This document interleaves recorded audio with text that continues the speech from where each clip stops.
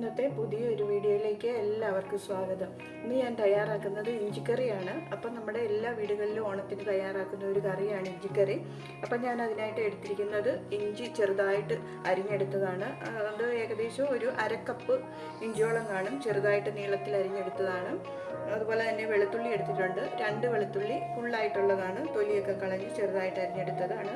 പിന്നെ പച്ചമുളകാണ് എടുത്തിരിക്കുന്നത്. 2 പച്ചമുളക് ചെറുതായിട്ട് വട്ടത്തിൽ അരിഞ്ഞെടുത്തതാണ്. പിന്നെ ചുവന്നുള്ളി എടുത്തിട്ടുണ്ട്. ചുവന്നുള്ളി ചെറുതായിട്ട് കനം കുറച്ച് നീളത്തിൽ അരിഞ്ഞെടുത്തതാണ്. ഏകദേശം 1 കപ്പ് ഉള്ളിയോളം ഉണ്ട്. പിന്നെ കുറച്ച് കറിവേപ്പില എടുത്തിട്ടുണ്ട്. അപ്പോൾ ആദ്യം നമുക്കിതെല്ലാം കൂടി ഒന്ന് വറുത്തെടുക്കണം. അപ്പോൾ ആദ്യം നമുക്കൊരു ചട്ടി അടുപ്പത്തേക്ക് വെച്ച് ഗ്യാസ് ഒന്ന് ഓണാക്കി കൊടുക്കാം.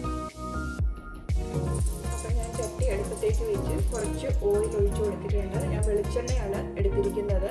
ഇനി നമുക്ക് ആദ്യം ഇതിലേക്ക് ഇഞ്ചി അരിഞ്ഞത് ഇട്ട് കൊടുക്കാം. അപ്പോൾ ഇഞ്ചിക്ക് ഇച്ചിരി കട്ടി കൂടുതലുള്ളത് കൊണ്ടാണ് ഇഞ്ചി ആദ്യം ഇട്ട് കൊടുക്കുന്നത്.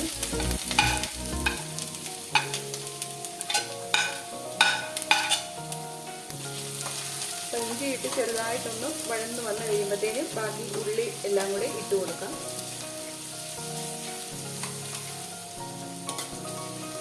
അപ്പോൾ എല്ലാം കനം കുറച്ച് വേണം അരിഞ്ഞെടുക്കാനായിട്ട്. പച്ചമുളക് എടുക്കുമ്പോൾ നമ്മൾ എരിവ് കുറവുള്ള പച്ചമുളക് എടുത്താൽ മതി. അപ്പോൾ ഇഞ്ചിക്കും ചെറുതായിട്ടൊരു എരിവ് പോലെയുണ്ട്. പിന്നെ നമുക്ക് മുളക് പൊടിയൊക്കെ ചേർക്കുന്നുള്ളത് കൊണ്ട് പിന്നെ പച്ചമുളക് അധികം എരിവില്ലാത്ത പച്ചമുളക് നമ്മൾ എടുത്താൽ മതി. അപ്പോൾ ഇഞ്ചി ചെറുതായിട്ടൊന്ന് വഴന്ന് വന്നിട്ടുണ്ട്. ഇനി നമുക്ക് ഉള്ളിയും പച്ചമുളകും വെളുത്തുള്ളിയും കൂടെ അരിഞ്ഞതും കൂടെ ചേർത്ത് കൊടുക്കാം.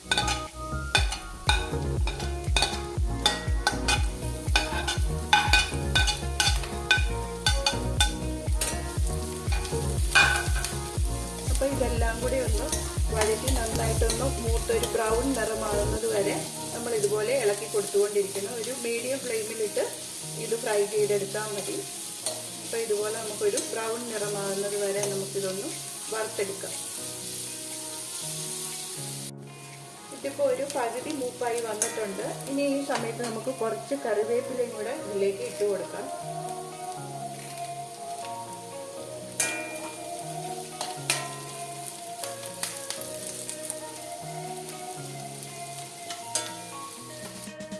അപ്പം നമ്മുടെ ഇഞ്ചിയും വെളുത്തുള്ളിയും പച്ചമുളകും ഉള്ളിയൊക്കെ നന്നായിട്ട് മൂത്ത് വന്നിട്ടുണ്ട്. ഇനി നമുക്ക് ഗ്യാസ് ഓഫ് ചെയ്യാം. ഇനി നമുക്ക് ഈ വറുത്ത് വെച്ചത് ഒരു പാത്രത്തിലോട്ട് കോരി വെക്കാം. അപ്പോൾ നമ്മൾ ചൂടാറി കഴിയുമ്പോൾ മിക്സിയുടെ ജാറിനകത്തിട്ടൊന്ന് പൊടിച്ചെടുക്കണം. അപ്പോൾ ഇത് കോരി എടുത്തിട്ട് നമുക്കിതൊന്ന് ചൂട് ആറാനായിട്ട് മാറ്റി വെക്കാം.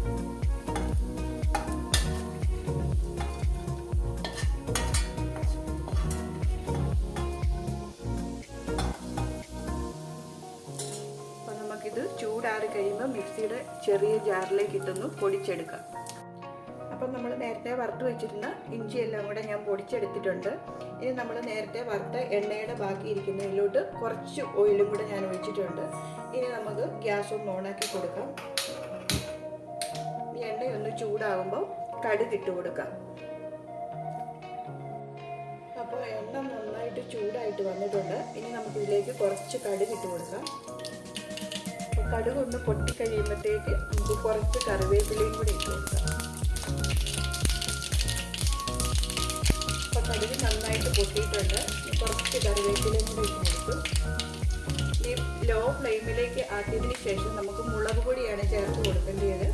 അപ്പം കാശ്മീരി മുളക് പൊടിയാണ് ഞാൻ എടുത്തിരിക്കുന്നത്. 1 ടേബിൾ സ്പൂൺ കാശ്മീരി മുളക് പൊടി ഞാൻ എടുത്തിട്ടുണ്ട്. അത് ചേർത്ത് കൊടുക്കുവാണ്.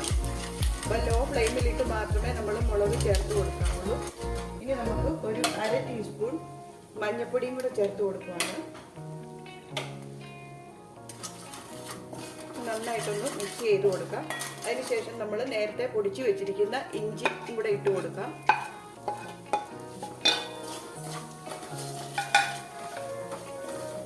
ഇനി നമുക്ക് ഇതിനകത്തേക്ക് കുറച്ച് ചൂടുവെള്ളം ഒഴിച്ചു കൊടുക്കാം.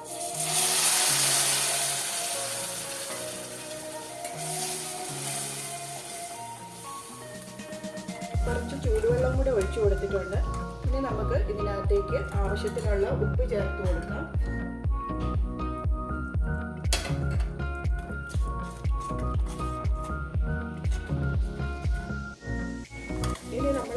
ഇതിനകത്തേക്ക് ഒരു 1/2 ടീസ്പൂൺ ഉലുവാപ്പൊടിയാണ് ചേർത്ത് കൊടുക്കുന്നത്. അപ്പോൾ ഉലുവാപ്പൊടി നമ്മൾ വീട്ടിൽ തന്നെ വറുത്തിട്ട് പൊടിച്ചെടുത്ത ഉലുവാപ്പൊടിയാണ്.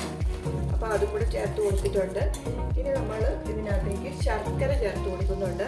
അപ്പോൾ 1 ടേബിൾ സ്പൂൺ ശർക്കരയാണ് ഞാൻ എടുത്തിരിക്കുന്നത്. അപ്പോൾ അത് ചേർത്ത് കൊടുക്കാം. അത് ചേർത്ത് നന്നായിട്ട് മിക്സ് ചെയ്തതിന് ശേഷം നമുക്ക് വാളൻപുളി പിഴിഞ്ഞ് ചേർക്കണം. അപ്പോൾ വാളൻപുളി ചേർക്കുമ്പോൾ ഞാനിപ്പോൾ ഇതിനകത്ത് എടുത്തിരിക്കുന്നത് ഒരു ചെറിയ നെല്ലിക്കയുടെ വലുപ്പത്തിലുള്ള പുളിയാണ്, വെള്ളത്തിലിട്ട് പിഴിഞ്ഞെടുത്തതാണ്. അപ്പോൾ അത് നമ്മൾ ഫുള്ളായിട്ട് ഒഴിക്കേണ്ട, നമുക്ക് പുളിയുടെ അനുസരിച്ച് ഒഴിച്ചു കൊടുത്താൽ മതി. അപ്പം ഞാൻ ഇതിനകത്തേക്ക് ഒരു കുറച്ച് വാളൻപുളിയുടെ വെള്ളം ഒഴിച്ചു കൊടുക്കുകയാണ്. അപ്പോൾ ഓരോരുത്തർക്കും ഓരോ ഇഷ്ടമായിരിക്കും. അപ്പം പുളി അധികം ഇഷ്ടമുള്ളവരാണെങ്കിൽ ഇച്ചിരി കൂടുതൽ പുളിവെള്ളം ഒഴിച്ചു കൊടുക്കുക. അതുപോലെ തന്നെ മധുരം ആവശ്യമുണ്ടെങ്കിൽ കുറച്ച് ശർക്കരയും കൂടെ ചേർത്ത് കൊടുത്താൽ മതി. അപ്പം ഓരോരുത്തരുടെ ഇഷ്ടത്തിനനുസരിച്ച് പുളിയുടെ അളവും അതുപോലെ തന്നെ ശർക്കരയുടെ അളവും അവരവരുടെ ഇഷ്ടത്തിനനുസരിച്ച് ചേർത്ത് കൊടുക്കാം.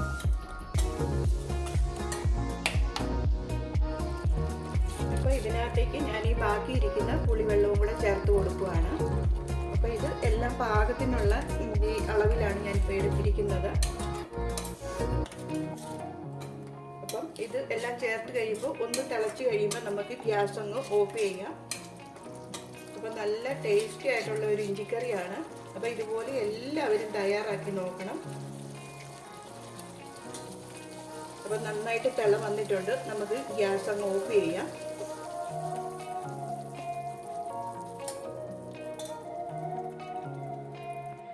അപ്പം നമ്മുടെ ഇഞ്ചിക്കറി ഇവിടെ റെഡി ആയിട്ടുണ്ട്. നല്ല ടേസ്റ്റി ആയിട്ടുള്ള ഒരു ഇഞ്ചിക്കറിയാണ്.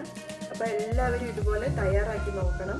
അപ്പം ഇന്നത്തെ വീഡിയോ നിങ്ങൾക്ക് ഇഷ്ടമായെങ്കിൽ ലൈക്ക് ചെയ്യണം, ഷെയർ ചെയ്യണം. അതുപോലെ തന്നെ എൻ്റെ വീഡിയോ ആദ്യമായിട്ട് കാണുന്നവരാണെങ്കിൽ ഒന്ന് സബ്സ്ക്രൈബ് ചെയ്ത് സപ്പോർട്ട് ചെയ്തേക്കണേ.